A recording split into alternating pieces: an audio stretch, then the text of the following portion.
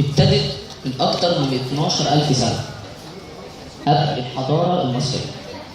ابتدت 800 كيلو جنوب القاهرة، 200 كيلو غرب أسوان، 20 كيلو شمال الحدود المصرية السودانية.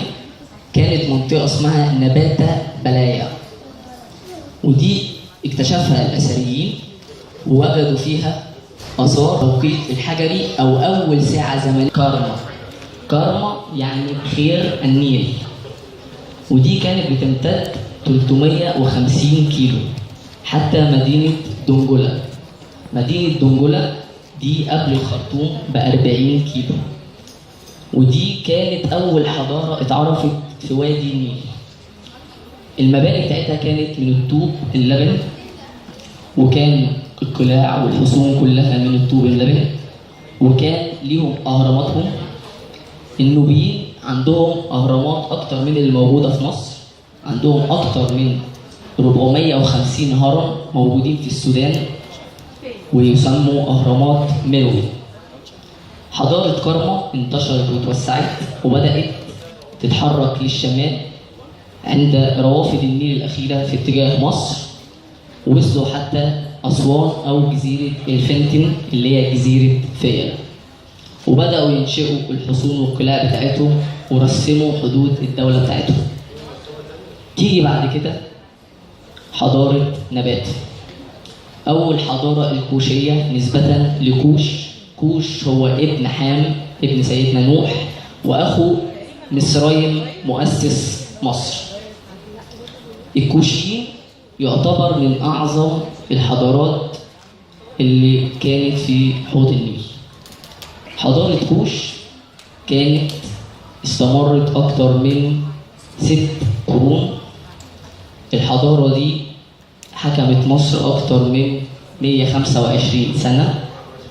كان أشهرهم الحاكم بعنخي والحاكم كاتشا.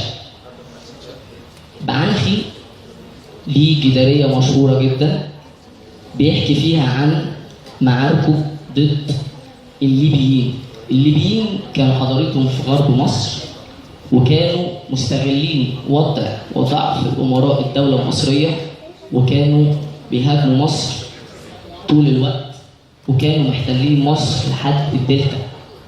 فبعنخي قال احنا أحق بتحرير مصر وحكمها من الليبيين، احنا حماة النيل على مر التاريخ. وفعلا بعنخي بدأ بده وتحرك للشمال وحرر مصر ووحدها كلها في تاج واحد، تاج بعنخي ولوحة بعنخي بيحكي عن إنجازاته. بدأ بعنخي رسم حدود دولته من روافد النيل من الشلال الرابع عند مدينة دونجولا حتى البحر المتوسط. من قوة بعنخي استعان به حكام فلسطين والشام لمعاونتهم من غزوات الأشوريين، وبدأ فعلا يتحرك وحرر الشام وفلسطين ووسع الرقعة بتاعت دولته وبنى حصون على الحدود الشرقية لمصر.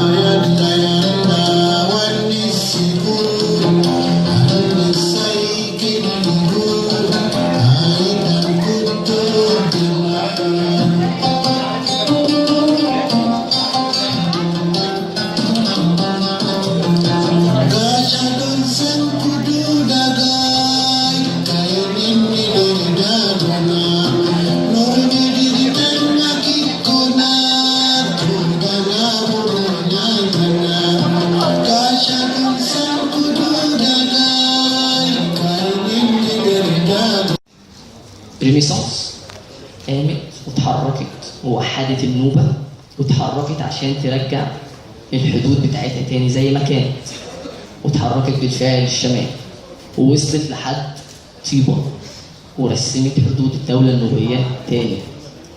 وكان جنود النوبيين مشهورين باسم التاسيتي. التاسيتي أي رماة الحدق. هم كانوا مشهورين إن هم أحسن من استخدم السهم والقوس، لدرجة إن هم كانوا بيتنافسوا مع العدو في أي مكان يسيبوه، يختار المكان اللي هو عايز يتصفيه من درجة الدقة. فده كان سبب إن دي معارك كتيرة بين النوبيين والمصريين مش قادرين يخلصوها بالمواجهة المباشرة. دي طبيعة النوبيين، كانوا عايشين في الجبال وفي صحاري وشلالات، فما كانوش في مواجهات مباشرة بالسيوف، فكانوا ممتازين في الحتة دي. يجي بعد كده غير اسم التاسيتي كان أحمس لما الهكسوس احتلوا مصر أكتر من 600 سنة. هكسوس كانوا متوغلين في مصر جدا وعاشوا بيها فساد في تحرير مصر من الهكسوس، وكان يطلق عليهم المازوي.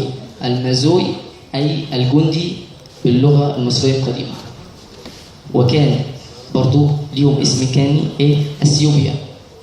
أثيوبيا هي كلمة إغريقية تعني ذو البشرة السمراء، وكان اللي أطلق عليهم الاسم ده هم الراحل الإغريقي أولونيدس، وده كان زار روافد النيل عشان يعرف النيل ده بيبتدي منين، وشاف الجماعة النوبيين دول. ولقيت برضو الفرق في الشرقية لأن اندمجنا معاهم شوية قوي، سن أولادهم كان من سننا، فكنا بنروح معاهم الغيطان ونروح معاهم هنا. زي ما بشوف أنا وجدتي كانت بتحكي ووالدتي عن الناس. وخلال العريس بيدوا له هدايا، بيعملوا بقى ملكية أرض، اللي عنده دخلة بيداله هدية لزواجه، دخول بيت العروسة في حاجة